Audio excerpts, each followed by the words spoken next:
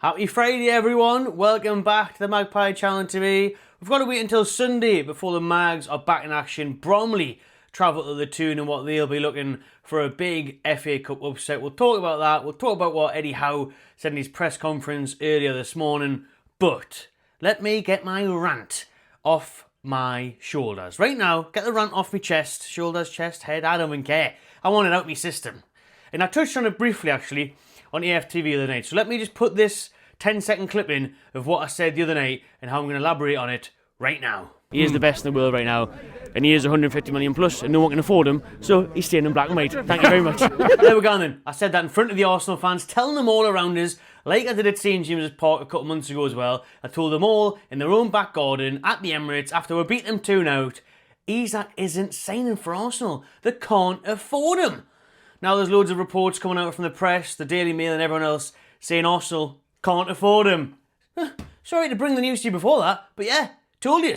150 million at least. And the Gunners can't afford it. They can't afford it now, and they won't be able to afford it in this summer. So you can forget about it. Let the dream go. Give it up. Focus on someone else. Move on. You can't afford him. He's not yours. He's ours. He's in black and white. And I said it, he's not gone anywhere.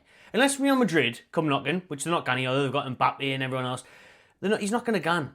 Unless Man City or Real Madrid came calling, those are the only two teams in world football that could afford him. Maybe Barcelona somehow, since they're linked to him, but again, aren't they getting rid of their own players because they can't afford to pay the wages? Yet somehow next year they'll run round and they'll get a new Spotify album deal and they'll start splashing the cash again.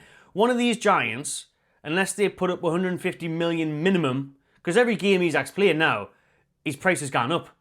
Honestly, it really is. And the bloke has just won a couple of awards today, so well done to him. He's won Player of the Month in the Premier League and Goal of the Month in the Premier League for that strike against Liverpool. So again, he's getting even more attention now. He's doing it on the biggest stages, semi-finals. He's getting against the biggest teams, scoring screamers like Liverpool. You know what I mean? We've been seeing it for a while. Now everyone's starting to see it. And Arsenal are still telling me in the comments on social media, because the AFTV clip went mad. It's had like 500,000 views of me saying Isak's the best striker in the world. And I stand by that. At least in current form. I've got Man City fans coming at us saying, Big Steve saying, oh, Big Earl is laughing his head off at this. Big Earl Haaland, this season has shown he's nout without some quality players around him, unless he's in the Bratwurst League over there at Dortmund. He has got nothing on Isak. Honestly, the bloke is nowhere near the overall quality of a player that Alexander Isak is. Haaland, very good goal scorer when everything's running smoothly. What did he go with? 10 games or something without a goal before? Stay humble, eh?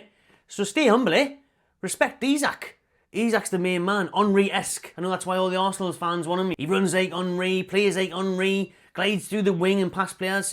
Nice one, but that's as far as it's getting. Him wearing the 14 at the Emirates, scoring for the Toon. That's the only time it's going to happen. Alright? Because you can't afford him. You're not going to have him. Yeah? And there's no one else. I'm telling you, they keep saying to me, oh, what about Gyökeres? Go on then, Arsenal, go and get Gyökeres. You know, the ex-Swansea and Coventry striker. Yeah, he's doing very well, playing in the Peri League. Go get him. Sporting Lisbon striker. Yeah, he's probably pretty good now. Go get him then. You can have him. Need bother. Can you even afford him though? Probably not. Victor Osimhen. He's been linked to the Premier League for years, hasn't he? Go get him. Get him out the Kebab League. You know, he's serving up dollars at Galatasaray at the minute. Bring him to the Prem then. Let's see what he can do. And then we can compare him. But at the minute, I can't compare anyone to Isak. Because look at what Isak's doing for Newcastle United. Imagine if Isak was in the Man City team or the Arsenal team. I can see why they want him. The goals he's getting for Newcastle, imagine the numbers there. I suppose he's bigger and better clubs. Not so much Arsenal. Wouldn't even have them there. City or Real Madrid. With that service and when they're on form, my God, it would be scary, scary stuff. But again, a message to Arsenal fans. You can't afford him. You're not getting him. Get out of it. Get over it. Arsenal are not getting Isak. I could see Isak maybe going to a Chelsea or something. They might be a team that could afford him next summer, to be fair, because FFP just doesn't apply to those. They'll just sell a few hotels, sell the training ground, copy the women's team hour, do something mad, and they get away with it. So they could probably afford 130, 140 million. They spent, what was it, 120 on Caicedo, 120 on Enzo Fernandez, whatever it was, 105 Caicedo, was it 115, 120? Big money on average midfielders. So when a top striker comes along, I don't think Chelsea would blink twice. They're probably putting in 130, 40 million to try and tempt Newcastle. And even then, that price isn't good enough. We are leaning towards 200 million. We are leaning towards a world record fee. So I'll be surprised if he goes now. If Newcastle are on course to hopefully win the Carabao Cup. That's a big, big step in the right direction of showing these players, your Isaks, your Brunos, your Gordons, that we can compete at the top. And then if we go ahead and get Champions League qualification, well, that again shows our intent and shuts up the Arsenal fans behind me the other day that said, well, you'll leave any Champions League team. Well, we'll be Champions League. We're 5th at the minute. 5th gets Champions League this year.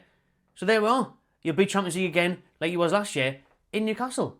So what would be the rush? What would be the move to make it happen? I'm telling you, Isak staying at Newcastle and definitely not going to Arsenal. Let us know what you think in the comments below, and I'm sure Arsenal fans will be biting back, so I look forward to it.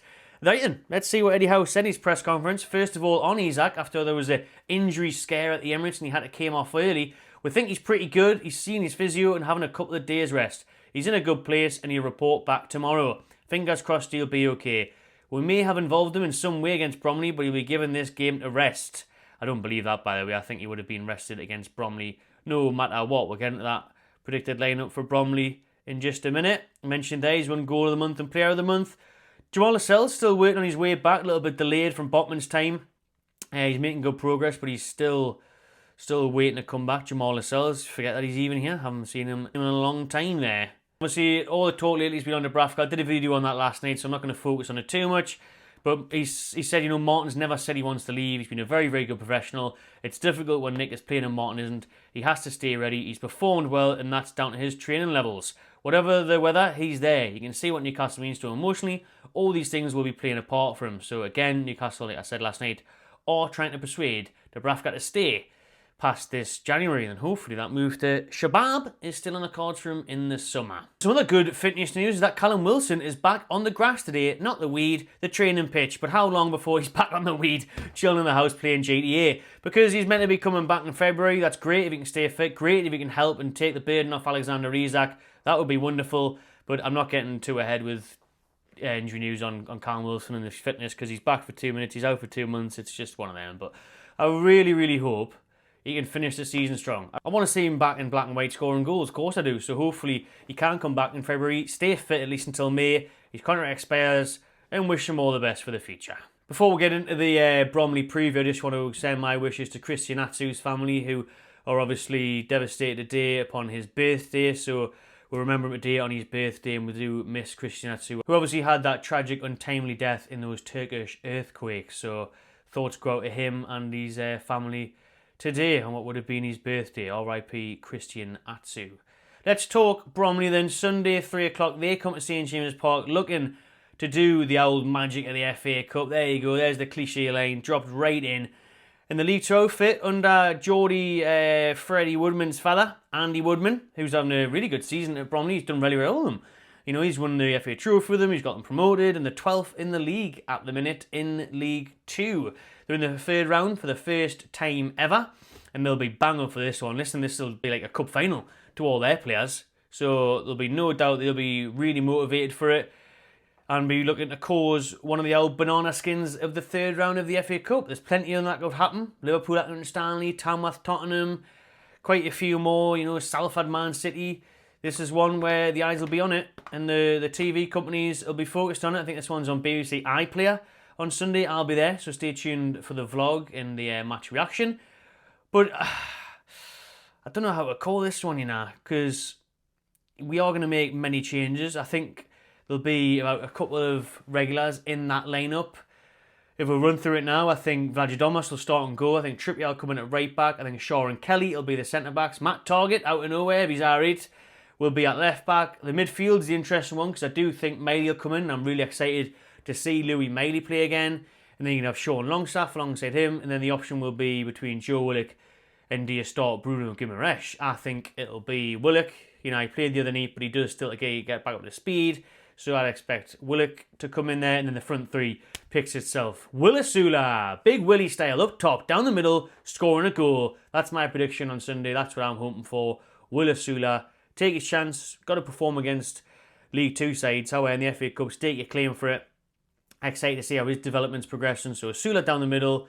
On the right, Almiron, if he's back from Paris. He was pictured in Paris the other day. Disneyland settings. He can't get in any raids, so he may as well come back. Too small. Get him into the tune, right wing, fine with that. And then Harvey Barnes on the left, who I think will bag a goal or two as well on Sunday. But we can't underestimate Bromley. We all remember what unfortunately happened in Trippier's first game at the Mags. That defeat to Cambridge at home, my God. So I am not getting overly confident about this one. The FA Cup does throw up these upsets, of course it does, so we have to be switched on, we have to be ready. I think Bromley will score, but I'm going to go 3-1 Newcastle. The Sula and Bonds on the score sheet. Let us know your score predictions below, and I've seen some people today suggesting like, it doesn't really matter, not that asked about the FA Cup. We're going to be in the final of the Carabao, hopefully. We're doing well in the league, we want Europe again. Do we need these extra games? Do we need these distractions?